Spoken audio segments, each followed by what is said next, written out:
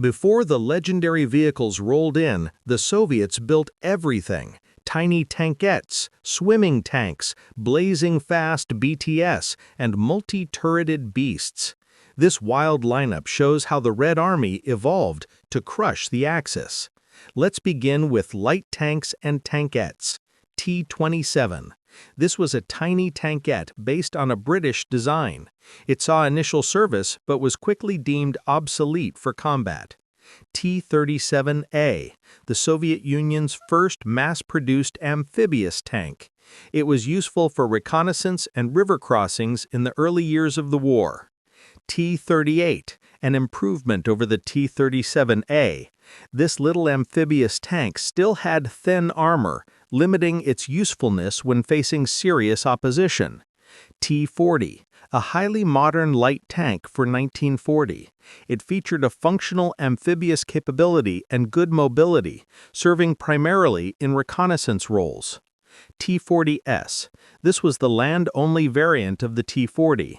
Lacking the heavy amphibious flotation equipment, it provided slightly better speed and stability. T-26, a true mainstay of the Red Army in 1941. This light infantry tank was robust, highly numerous, but suffered heavy losses early in the invasion. BT-2, the very start of the successful BT series of fast tanks. Its distinguishing feature was its ability to run on wheels or tracks. Next, BT-5. This introduced a much-needed increase in firepower. It carried a superior 45mm cannon, greatly boosting its combat value. BT-7, the final major iteration of the BT fast tank design. It utilized improved welding techniques and a more reliable engine, making it fast and potent. Next, BT-7M, the definitive BT model as it switched to the powerful and reliable V2 diesel engine, sharing common components with the future T-34. BT-7A, an artillery support variant of the standard BT-7. It featured a short-barreled 76mm gun for high-explosive fire. T-60, a classic tank designed during the critical production crunch of 1941. It was cheap to build and often served as a mobile anti-tank vehicle. T-70, an effort to improve upon the T-60's design. It featured a two-man crew and more substantial armor protection. Now this is the T-70M. This variant featured wider tracks and an improved suspension.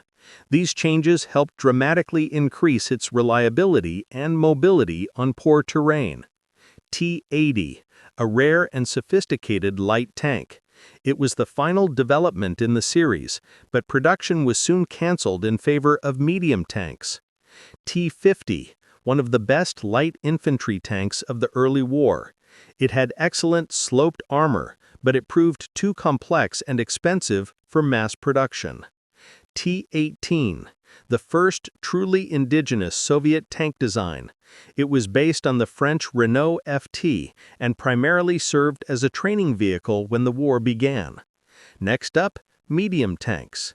T-28, a formidable interwar medium tank with 3 turrets.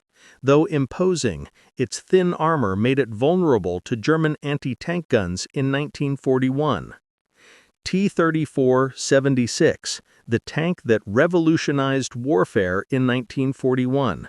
With superb sloped armor and wide tracks, it defined the Soviet tank fleet for the mid-war period. T-34-57, a specialized tank destroyer version of the T-34. Its 57mm anti-tank gun was highly effective against German armor at range. Now this is the T-34-85, the ultimate T-34 fighting machine. Its 3-man turret and powerful 85mm gun restored its supremacy against late-war German heavy tanks. Continuing with heavy tanks, T-35, the imposing 5-turreted heavy tank. Built for parade displays, its mechanical reliability was poor, and most were quickly lost in 1941. KV-1, the Soviet heavy tank Titan of 1941. Its armor was virtually impervious to most German guns, causing panic among the invading forces. KV-2, the ultimate bunker buster. It mounted a massive 152mm howitzer in an enormous imposing turret. It was slow but devastating. Up next, KV-1S, a speed-focused variant of the KV-1. It sacrificed some armor protection to achieve better road speed and overall mobility. KV-85, a crucial stopgap tank. It merged the KV hull with the powerful new 85mm turret, bridging the gap before the IS series arrived. IS-1, the direct successor to the KV series. This heavy tank featured superior sloped armor and the excellent 85mm gun. IS-2, one of the most powerful tanks of World War II. Its 122mm gun could defeat nearly any German vehicle or fortification. SMK, an early prototype heavy tank. It was designed with multiple turrets, but only one unit was ever built before the design philosophy shifted. Next, T-100, a massive multi-turreted experimental heavy tank. It competed directly against the SMK design, but was rejected in favor of the KV series. Then KV-220, an experimental super-heavy KV variant. It featured extremely thick armor and a long gun. Though it only saw limited combat testing, T-150, a little-known attempt to improve the KV-1's armor. It proved to be too heavy and was deemed unsuccessful compared to later designs. Next, KV-8, a flamethrower tank based on the KV-1 chassis. It replaced the standard main gun with a flamethrower system for clearing fortifications. KV-8S, the streamlined flamethrower version utilizing the lighter KV-1S chassis. This gave the crew better mobility for close-range assaults. Continuing with self-propelled guns. Zisk-30, an emergency tank destroyer built in 1941. It mounted a 57mm anti-tank gun onto a light artillery tractor chassis. Up next, Su-76, a simple, light, self-propelled gun. It served primarily as infantry support and as a highly mobile tank destroyer in the early war. Su-76 ARM, the final and most numerous version of the Su-76. It fixed the early mechanical problems and became a reliable workhorse. Su-122, a powerful self-propelled howitzer built on the T-34 chassis. It was exceptional at providing close fire support against fortified positions.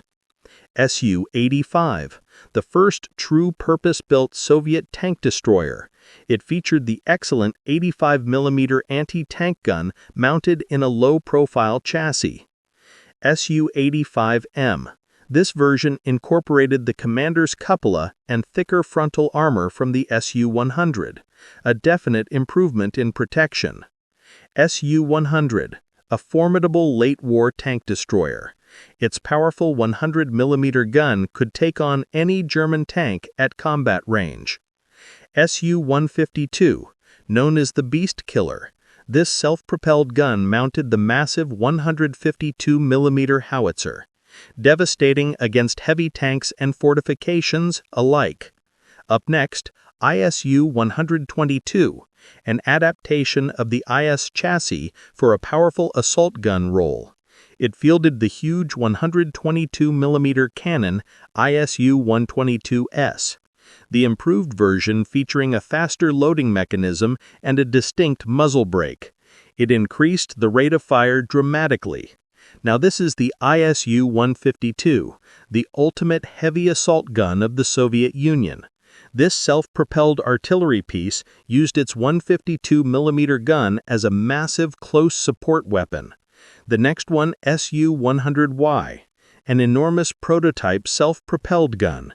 It was primarily used for coastal defense, but it did see limited action during the defense of Moscow.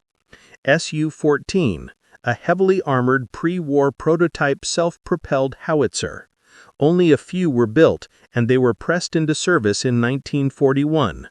Now this is the Su-142, an improved variant of the Su-14. Like its predecessor, it had immense firepower, but was slow and difficult to move. Let's move on to armored cars. BA-27, the very first mass-produced Soviet armored car. It was based on the hull of the T-18 light tank, seeing initial service in the early 30s. Phi, a very light, fast, and agile armored car. It was used primarily by the NKVD and for early reconnaissance missions. Phi-M, an upgraded version of the Phi-A. This variant used the modernized GASM-1 chassis, improving its speed and reliability. BA-20, a widely used light armored car. It was quick, nimble, and served extensive duty in reconnaissance and courier roles. Up next,